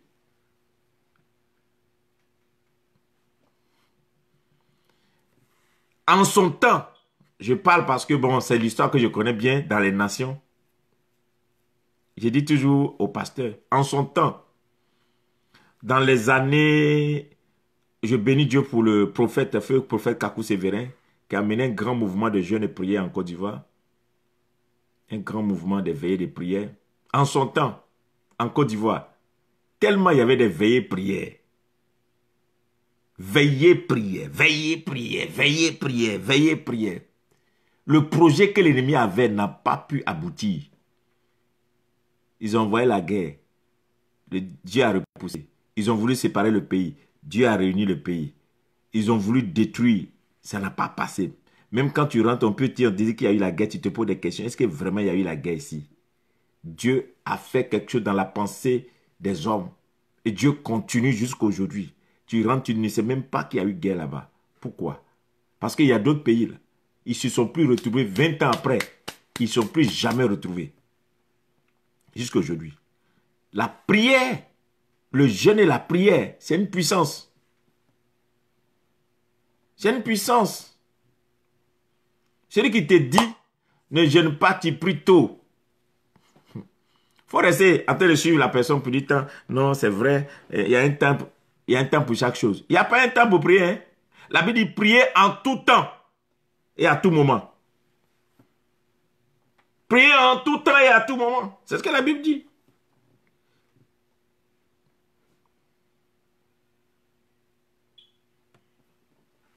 Concentre-toi sur l'essentiel. Cette année-là, concentre-toi sur l'essentiel. Pas de distraction. Concentre-toi sur l'essentiel. Avec Dieu, nous ferons des exploits. Accroche-toi à la vérité. Réveille-toi de ton sommeil rapidement. Pendant les 40 jours, prépare-toi. Réveille-toi de ton sommeil pour dire, ces 40 jours, je vais les utiliser. C'est pourquoi pour ne pas que quelqu'un vienne t'emmerder, ou bien quelqu'un vienne t'emmerder, parle à ta femme, parle à ton mari, parle à ton tuteur, parle aux gens qui sont autour de toi pour dire, je vous demande pardon, excusez, permettez-moi, parce que je veux prier. De telle heure à telle heure, je serai disposé pour prier. Comme ça, vous vous entendez, vous mettez en accord. Parce que ça sera chaud. Parce qu'après les prières, il y aura des prières dans les maisons. Après les directs, il y aura des délivrances dans les maisons. Après les directs, il y aura des visitations dans les maisons. Donc, d'autres vont continuer. Je suis fâché dans mon esprit par rapport à quelqu'un pour dire, tu ne devais pas être là. Mais le diable est un menteur. Car la Bible dit que les derniers seront les premiers. Le diable est un menteur. La Bible dit que les derniers seront les premiers. Le diable est un menteur. La Bible dit que les derniers seront les premiers. Le diable est un menteur. La Bible dit que les derniers seront les premiers. Aujourd'hui, tu parais être le dernier ou bien la dernière. Toi qui étais bien parti. Toi qui avais bien commencé. Toi qui étais déjà à une position donnée aujourd'hui. C'est toi qui es en retard. Mais il n'est pas tard. Prends ces 40 jours. Comme un temps où tu vas te repositionner. Tu as dit, je reprends ma position. Je comprends maintenant, j'ai la clé. La clé, c'est que le surnaturel doit revenir sur moi. Le surnaturel doit m'habiller. Le surnaturel doit être en moi. Je dois bouger avec le surnaturel. Longtemps, j'ai mis ma confiance en l'homme. J'ai mis ma confiance sur des êtres humains. J'ai mis ma confiance sur mon travail. J'ai mis ma confiance sur les relations. J'ai mis ma confiance sur les possibilités qui peuvent venir. Mais maintenant, j'ai compris. Seul Dieu peut m'amener là où il a promis. C'est lui qui a promis et c'est lui qui peut amener sa promesse à l'accomplissement. Je m'accroche à la robe de Jésus. J'attrape la robe de Jésus pendant ces 40 jours. Je ne me laisserai pas faire. Une puissance doit sortir de lui pour entrer en moi.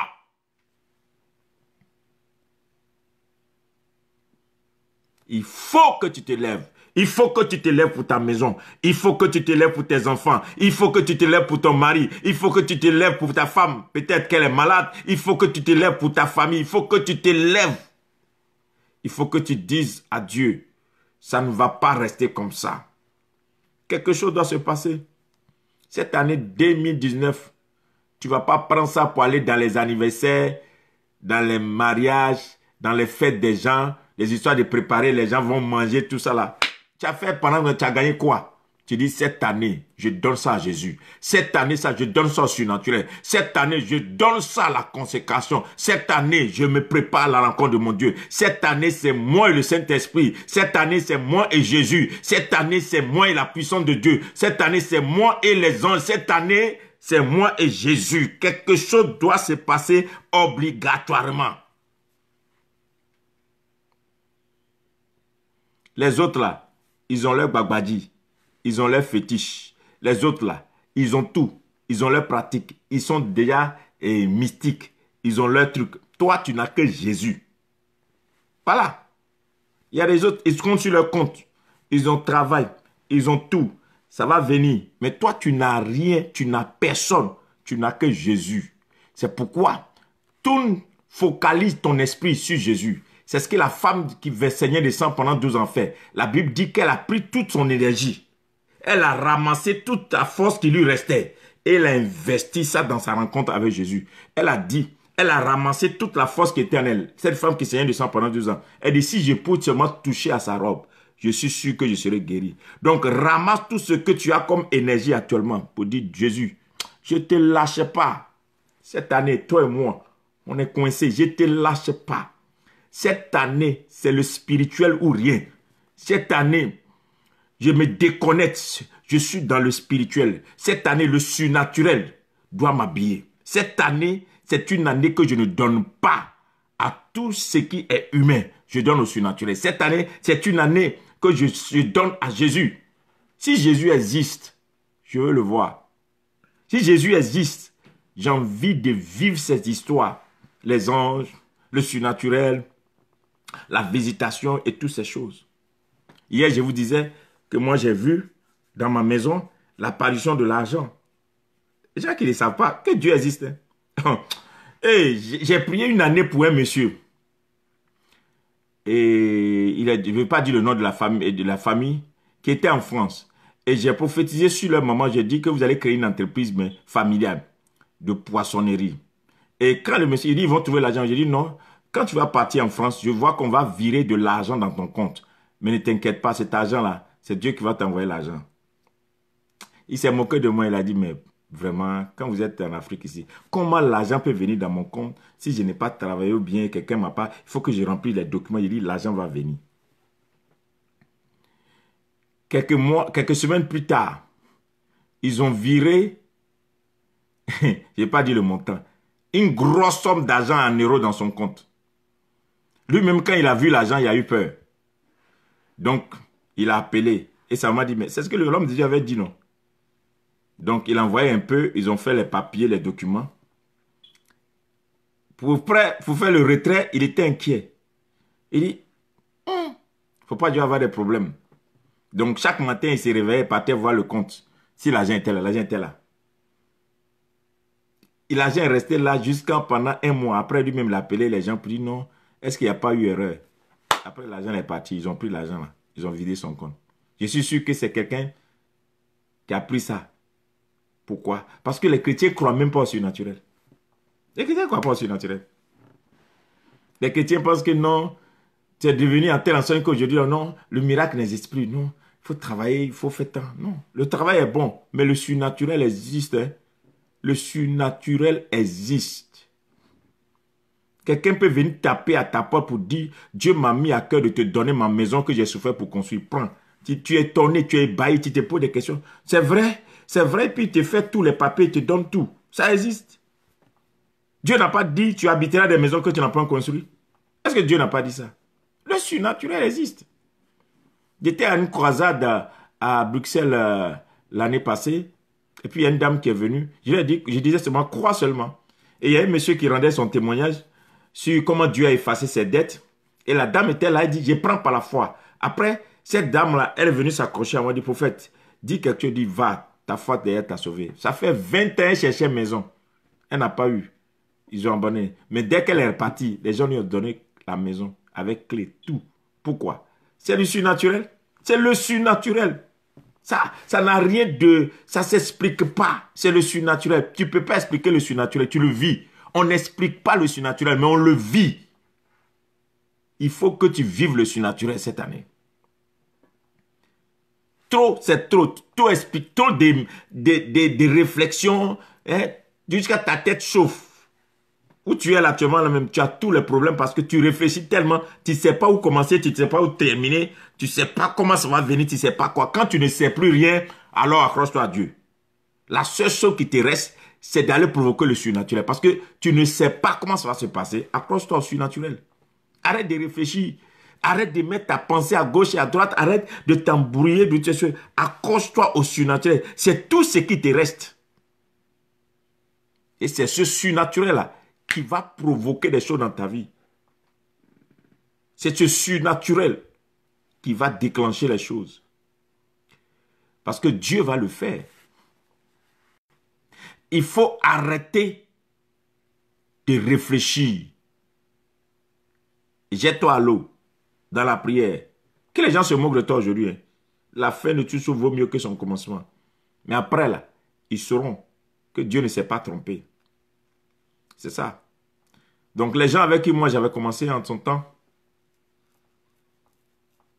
et puis ils me disaient, oh, aujourd'hui, quand ils me demandent, mais comment tu as fait? Ah, mais oui, j'ai cru. J'ai cru au surnaturel. Moi, j'ai cru au surnaturel. Et je continue de croire aujourd'hui jusqu'au surnaturel. Je me rappelais, il y a un pasteur qui était avec moi qui disait, oh, béni Dieu, il aime trop la puissance. Il aime trop puissance, il aime trop la puissance, il aime trop la puissance. Mais ok, lui, il veut aimer la parole. D'accord? Il est dans la parole. Chacun fait son choix. Chacun fait son choix. Il est dans la parole. Moi, j'ai choisi la puissance. Je veux voir un Dieu puissant. Je ne veux pas voir un Dieu qu'on raconte son histoire. Non, Jésus, ce n'est pas un conte de fées. Jésus est authentique. S'il est authentique, moi, je veux le voir. Je l'ai cherché et je suis en train de le vivre. Et je vais le vivre mieux que ça. Il te sera fait selon ta foi. Le surnaturel. Et pendant les 40 jours, nous allons parler que du surnaturel. Et on va prier le Dieu du surnaturel. Hein? En direct. Le Dieu du surnaturel est très important pour toi. Hein? C'est quel enfant Dieu ne peut pas mettre dans ton ventre? C'est quel enfant? Je suis énervé même quand je vois des gens qui vont voir de l'eau. Les gens vont adorer l'eau et puis ils ont enfant. Des femmes stériles, des âgés vont voir de l'eau, adorer caillou et puis ils ont enfant. Mais nous, on a le Dieu tout-puissant, le Seigneur des Seigneurs, le Créateur. Et puis, il ne peut pas ouvrir nos ventres pour mettre enfant dedans. Mais qu'est-ce qui se passe? Il est Dieu ou bien il n'est pas Dieu? Mais c'est parce qu'on ne le cherche pas. Il te faut le surnaturel. Cet enfant-là, quel que soit l'âge, si tu le désires seulement, Dieu doit mettre dans ton ventre. Et pas n'importe quel enfant.